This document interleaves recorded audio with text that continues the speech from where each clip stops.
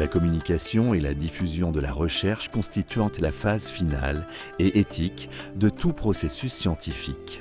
Dans le domaine de la santé, le partage des résultats ne valide pas seulement les connaissances, mais facilite également leur application clinique et le progrès collectif. Omettre cette étape compromet la transparence et l'exploitation des connaissances produites et soulève des questions éthiques lorsqu'il existe un financement public ou une participation de patients. Les rapports de recherche doivent de suivre la structure I, M, R, IR, XD.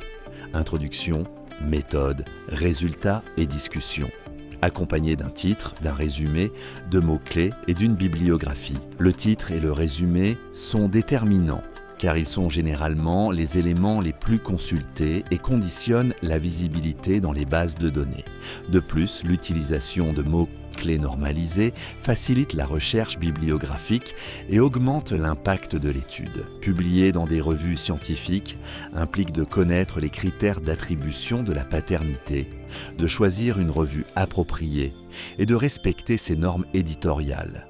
L'accès libre, Open Access, a élargi la diffusion des connaissances, bien qu'il pose des défis tels que les coûts de publication ou les questions de droit d'auteur. Des répertoires et des outils existent pour aider à identifier la revue la plus adaptée au travail réalisé. Enfin, rédiger avec clarté, rigueur et concision est indispensable. Il est recommandé d'éviter la première personne, de privilégier les phrases courtes, d'éliminer les expressions ambiguës et d'adapter le style au type d'article. La diffusion des résultats doit être aussi soignée que leur production. C'est ainsi que la recherche peut remplir sa finalité.